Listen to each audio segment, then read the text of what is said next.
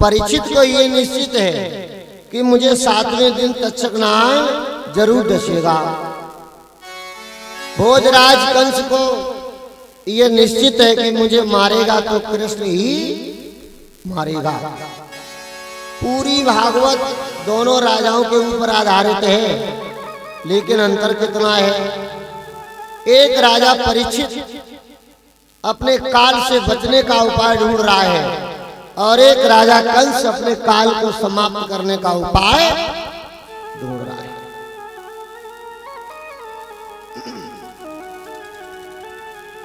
प्यारे सज्जनों, राजा परीक्षित का जन्म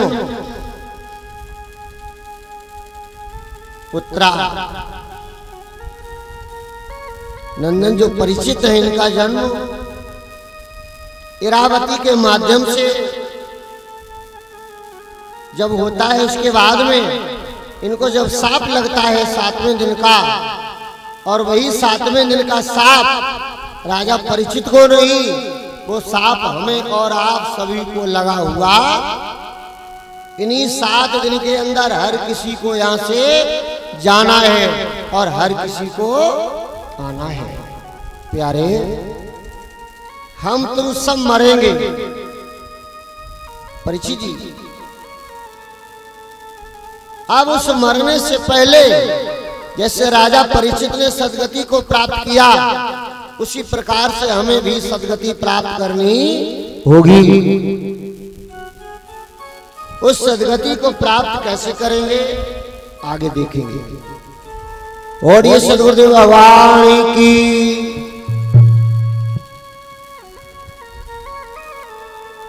श्रीमद् भागवत, वेद व्यास जी ने 17 पुराण तैयार किए, 4 वेद तैयार किए, 6 शास्त्र तैयार किए, आत्मा को शांति न मिली। निराश होकर के जंगल में बैठे व्यास। व्यास किसे कहते हैं? जिसे संसार में किसी भी वस्तु की आशा ना हो, उन्हें कहते हैं व्यास। व्यास जी को संसार में किसी चीज की आशा नहीं थी और उदास बैठे हैं। महात्मा नारद जी ने देखा, महाराज आज तुम्हारे चेहरे पे चिंता क्यों, उदासी क्यों? कहने लगे, नारद जी मैंने सब कुछ लिखा, लेकिन मेरी आत्मा बार बार यही कह रही कि अभी तक तुमने कुछ नहीं किया। अब मैं क्या करूं, कहां जाऊं? नारद जी ने कहा, महाराज तुमने सब कुछ लिखा, तुमने सब कुछ लिखा, लेकिन परीक्षित जी सब्जी में अनेकों पदार्थ डाल दो और एक पदार्थ ऐसा है वो न डालो तो कोई स्वाद नहीं है। एक पति महाराज तो क्या है, ये कितना महंगा होना चाहिए, ये कितना महंगा होना चाहिए, बोलिए, जिनके बिना सब स्वाद व्यर्थ हैं। अगर नमक नहीं है तो कोई स्वाद नहीं। अरे महाराज तुमने सब कुछ लिख दिया, लेकिन तुमने अभी भी भगवान कन्हैया के रहस्य को नहीं लिखा। और जब तक भगवान कन्हैया के रहस्य को नहीं लिखोगे, तब तक तुम्हारी आत्मा को शांति नहीं मिलेगी। कैसे लिखूं? देव ऋषि नारद, तब नारद जी ने 4 श्लोक बताए वेद व्यास जी को।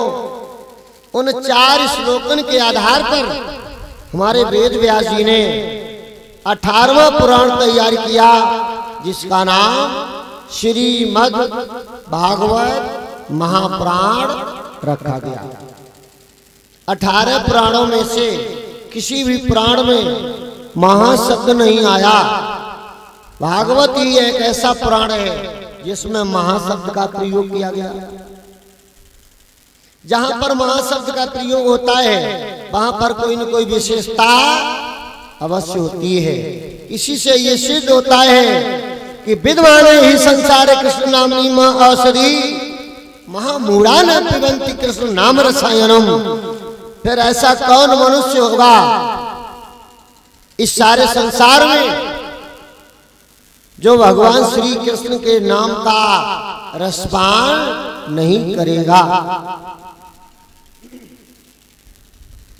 हर किसी को, हर मानव भगवान श्री कृष्ण के नाम की औषधि का पान अवश्य करना चाहिए।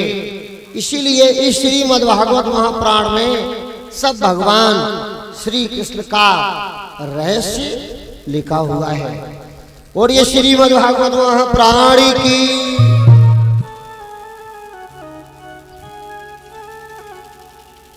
वाणी को पवित्र करेंगे सभी लोग तालियों के साथ। संतन के